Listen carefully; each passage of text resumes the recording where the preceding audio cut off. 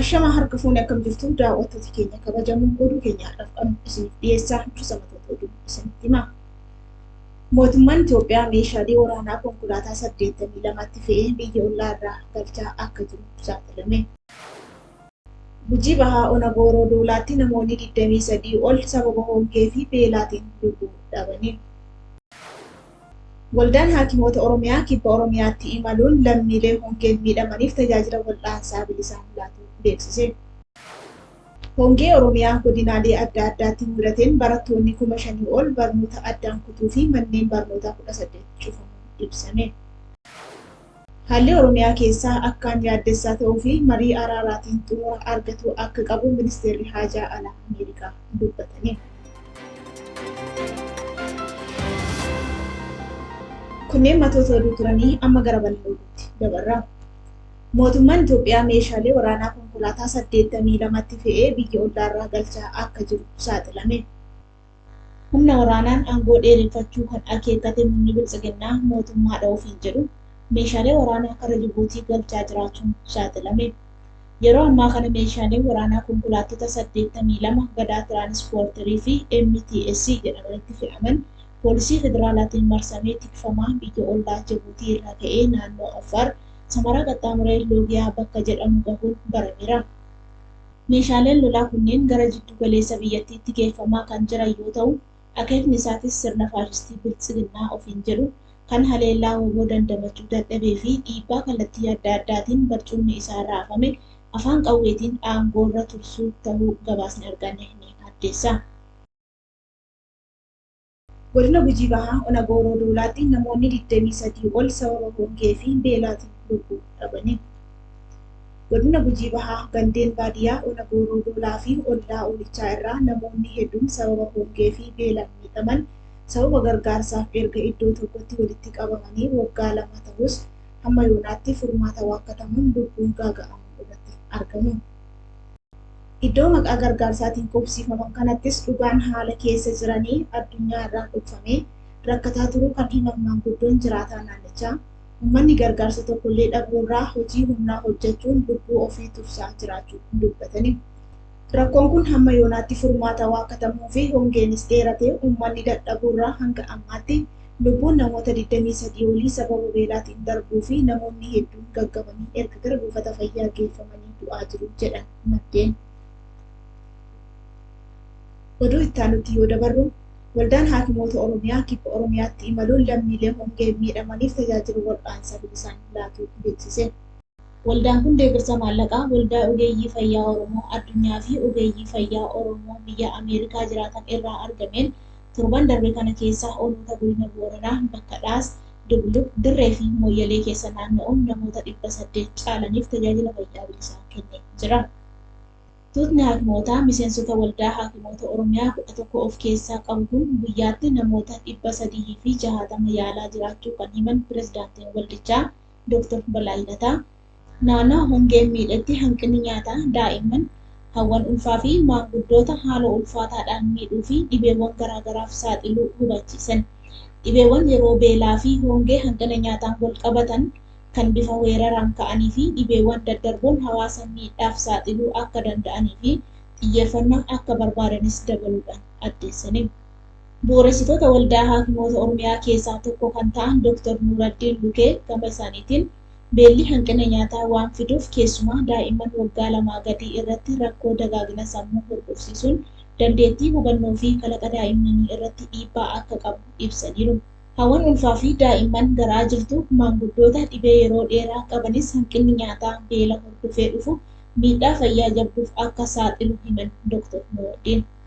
Bakkeewwan beelli mudate kanneen akka godina Arsii Lixaa Ona Shaallaa bakka sababa lolaatiin uummanni itti miidhame godinaalee Gujii fi Horroo Guduruu Wallaggaatti tajaajila fayyaa fi sakatta'iinsa fedhii wal'aansa fayyaa akka gaggeesse dabaluun hime. Fuulduraafis tajaajila wal fakkaataa kana akka itti fufu pirezidaantiin waldichaa yaada laataniin mirkaneessanii jiru. Ulaagaan keenya uummata baay'inaan iddoo tokkotti walitti qabamee jiruu fi fageenyarraa iddoo dhaqqabuun rakkisaa ta'e jiru tajaajiluudha kan jedhan pirezidaantiin waldichaa kan isaan itti tajaajila wal'aansa fayyaa kennuutti fuulleffatan iddoo oomishni tajaajila fayyaa mootummaa hin dhaqqabin ta'uu himaniiru. Iddoowwan fageenyarra jiran buufata fayyaa hin qabne gara buufata fayyaa deemuufis humna hin qabne tajaajiluu irratti akka xiyyeeffatanis kan eeraniiru. Akka kanaan hawaasa godina Booranaa Ona Dugulluu keessa qubatee jiru 10,000 oliif tajaajila wal'aansaa kennuu kan dubbatan ogeeyyiin fayyaa kunneen onadhaas iddoo tajaajilli wal'aansa fayyaa hin jirretti namoota 340 tajaajila fayyaa bilisaan kennuus ifa godhani. Waggoota dhiyoo as kutaalee biyyattii garaagaraa keessatti sababoota garaagaraan yeroo namoonni qe'ee buqqa'an rakkoo namoomaa irratti dabalataan dhibeewwan akka busaa, koleeraa, garaa kaasaa, gifiraa fi kaaniin miidhamaa kan jiran ta'us jaarmiyaaleen fayyaa tajaajila kennuun irraa eegamu hin kennine jedhan pireezidaantiin waldichaa.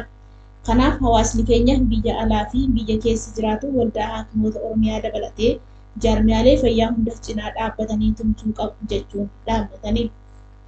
Hongee Oromiyaa godinaalee adda addaatti mudateen barattoonni 5,000 ol barnoota addaan kutuu fi manneen barnootaa 18 cufamuun ibsame. Sababa hongee Oromiyaa godinaalee Booranaa, Gujii, Baalee, Arsii fi Harargeetti mudateen manneen barnootaa 18 cufamuu fi barattoonni 5,294 barnoota isaanii addaan kutuu gabaasni maddeen keenyaa ifa godha. Godina Booranaatti dabalee godinaalee Gujii, Arsii, Baalee, Harargee fi Shawaa keessatti daa'imman, hawwanii fi maanguddoota dabalatee namoonni miiliyoona 3.6 hongee fi beelaaf saaxilamanii gargaarsa lubbuu baraaruu hatattamaa eeggataa jiru. Haalli Oromiyaa keessaa akkaan yaaddessaa ta'uu fi marii araaraatiin xumura argatu akka qabu ministeerri haajaa alaa Ameerikaa dubbatanii. Bitootessa 15/2023 daawwannaadhaaf Finfinnee kan seenan ministeerri haajaa alaa Ameerikaa Antoonii Bilinkan hariiroon Ameerikaa fi Itoophiyaa laaffatee fi haala impaayera Itoophiyaa fuula hedduun raafamaa jirtu irratti Abiyyi Ahmed dabalatee hogganoota bilchaginaa olaanoo waliin haasawanii jiru. Qondaalli Ameerikaa olaanaan kun hojiirra oolmaa waliigaltee nagaa TPLF fi PP jidduu irratti tarkaanfiiwwan fudhataman jajanii ammallee waliigaltee kana hojiirra oolchuuf tarkaanfiin dabalataa akka barbaachisu ibsanii. Dhimmi fuulleffannaa biraan Antoonii Bilinkan hogganoota gartuu bilchaginaa waliin marii taasisaniin kaasan dhimma Oromoo fi Oromiyaa yoo ta'u yaaddoo qabanis ibsanii jiru. Lolli waraana bilisummaa Oromoo fi murna aangoo irra jiru gidduutti deemaa jiru karaa nagaatiin xumura argatu akka qabus marii hogganoota bilchaginaa waliin taasisaniin jala sararanii himaniiru. Murni bilchaginaa daawwannaa qondaalaa Ameerikaa kanarraa bu'aan buufatuuf yaade dhimma AGOA yookaan African Growth and Opportunity Act yoo ta'u kanaanis carraa daldala bilisaa Ameerikaan Itoophiyaa dhoobatti argamsiisuuf sossobatu ture. Haa ta'u malee Antoonii Bilinkan hamma sirnichi rakkoolee siyaasaa jiran hundeen furuuf daandii sirreerra jiraachuu mirkaneessuutti uggura taasisan kan itti fufan ta'uu hubachiisuun bilchaginaa boquu cabsanii. Kanuma waliin hojii koomishiniin dhaabbata mootummoota gamtoomanii yakka biyyattii keessatti raawwatame qoratu taasisaa jiru danquuf yaalii gartuun faashistii Abiyyi Ahmed taasisaa jirtu fudhatama dhabsiisuun biyyattii keessatti yakka waraanaa fi namoomaa kallattii hundaan raawwatameef itti gaafatamummaan akka jiraatu mirkaneessuuf Ameerikaan jabinaan akka hojjechuu itti fuftu addeessanii. Maraamartoo hoggara siyaasaa fi rakkoo kaabaas ta'e Oromiyaa keessatti boqonnaa tolchuuf ce'umsi hunda hammatee fi itti gaafatamummaa qabu akka jiraatu eeranii lammiileen biyyattii ce'umsa hunda hammatee dhugoomsuuf dammaqiinsaan akka hojjetanis dhaamaniiru. Maayii irrattis qondaalli Ameerikaa olaanaan kun lammiilee biyyattii addattis kibbaa fi kibba bahaa keessatti sababa walitti bu'iinsaa fi hongeen miidhamaniif Ameerikaan gargaarsa doolaara miiliyoona 300 fi miiliyoona 31 yookaan birrii biiliyoona 18 olii akka laattu beeksisanii. Murni bilchaginaa gargaarsa maallaqaa fi nyaataa arjoomtotaa fi namoota dhuunfaa irraa hawaasa beelaan hubameef sassaabamu karaa koo malee guuramuu hin qabu jechuun erga sassaabee booda midhaan mankuusaa keessaa baasee gurguraa fi maallaqa eessa buutee dhabamsiisaa jira kan jedhan qaamoleen dhimmicha faana bu'an gargaarsi maqaa uummataan sassaabamu kallattiin akka warreen rakkatan dhaqqabu taasifamu irratti jabinaan akka xiyyeeffatamuu qabu akeekkachiisanii. Egaan daawwattoota keenya kabajamoo fi jaallatamoo oduun keenya kanaaf qabu kanumaan goolabamee jira. Hanga xumura sagantaa keenyaatti waan nu hordoftaniif galatoomaa jenna.